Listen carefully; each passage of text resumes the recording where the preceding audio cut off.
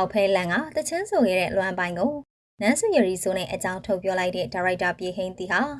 ပရိသတ်များလုံးပဲမင်္ဂလာပါရှင်ဒါရိုက်တာပြည်ဟင်းတီဟာကရုပ်ရှင်လောကမှာကျင်လေကမင်းသားမင်းသမီးတွေရဲ့အကြောင်းကိုလည်းခေတ်စီတွင်ကြတည်သူတစ်ယောက်ဖြစ်ပါတယ်ပြည်ဟင်းတီဟာကကိုဗစ်ကာလနောက်ပိုင်းမှာမြန်မာနိုင်ငံမှာမနေတော့ဘဲနိုင်ငံခြားကိုသွားနေနေတာဖြစ်ပါတယ်နိုင်ငံခြားမှာကိုပိုင် channel လေးထောင်ကအနုပညာရှင်တွေရဲ့နောက်ကျောင်းတွေကိုအောက်ဖဲလန်နေခဲ့တာဖြစ်ပါတယ်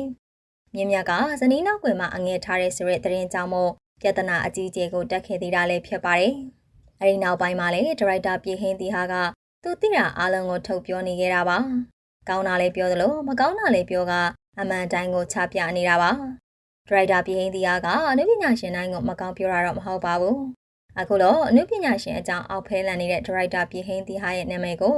လွမ်းပိုင်ကတချင်နဲ့ထည့်ဆိုရဲလို့သိရပါတယ်။လွမ်းပိုင်ကဒါရိုက်တာပြည်ဟင်းတီရဲ့အကြောင်းကိုအောက်ဖဲလန်ခဲ့တာပါ။မြင်းမျက်စီကနေပတ်စံနေချီကပကံမာမိန်ကလေးတွေနဲ့ပတ်ရှုံနေတာဆိုပြီးထုတ်ချခဲ့တာဖြစ်ပါတယ်။ဒီလိုလွမ်းပိုင်ဘက်ကစောင်းလာတဲ့အပေါ်မှာဒါရိုက်တာပြည်ဟင်းတီဟာကလည်းမခံပြန်ပါဘူး။ဒါရိုက်တာပြည်ဟင်းတီဟာကသူ့ကိုမဟုတ်တာတွေပြောနေတယ်လို့ရှင်းလာခဲ့တာဖြစ်ပါတယ်။သူအနေနဲ့မြင်းမျက်လိုမင်းသားစီကနေပတ်စံချီစရာအကြောင်းမရှိဘူးလို့ဆိုပါတယ်။ရုပ်ရှင်တကားရရင်ကြည်အများကြီးရတာမို့ပတ်စံချီတာကလိမ့်လေပြောဆိုတာလို့ရှင်းလာခဲ့တာပါ။ဒါအပြင်လွမ်းပိုင်ရဲ့မင်းသားကြီးထက်တောင်သူရဲ့အမှုပညာကြီးကပုံများတယ်လို့ဆိုပါတယ်။လွမ်းပိုင်ကိုလည်းနန်းစုရရီဆိုနဲ့ပကံမှာဘာညာဖြစ်ခဲ့ရဲဆိုပြီးစောင်းပြောလာခဲ့တာဖြစ်ပါတယ်။လွမ်းပိုင်နဲ့နန်းစုရရီဆိုရဲ့အကြောင်းတွေကိုလည်းဒါရိုက်တာပြည်ဟင်းတီဟာက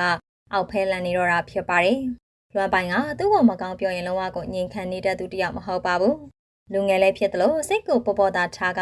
ဖြတ်တန်းတတ်သူဖြစ်ပါတယ်။ဒါအပြင်ဂိမ်းလဲစောသူတယောက်မို့အစဲလဲတန်ကဂိမ်းစော်ရင်သူမကျေနပ်တာတွေကိုထုတ်ပြောပြတတ်တာပါ။သူရဲ့အပြင်လူနေမှုဘဝကတခြားလူငယ်တွေလိုပဲပွင့်လင်းက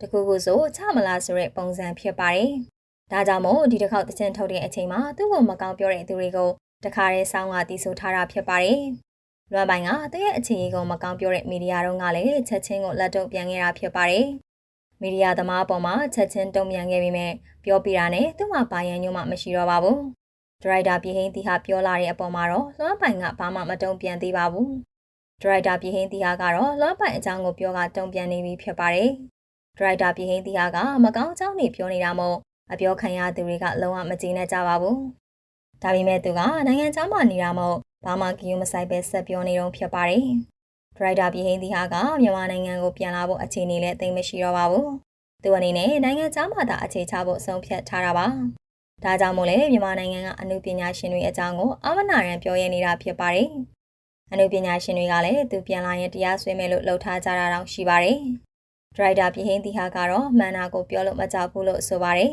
။ဒရိုက်တာပြည်ဟင်းတီကနေလွမ်းပိုင်လို့ဖြစ်ရအပေါ်အမြင်လေးကိုပြောပြပေးခဲ့ကြပါအောင်ရှင်။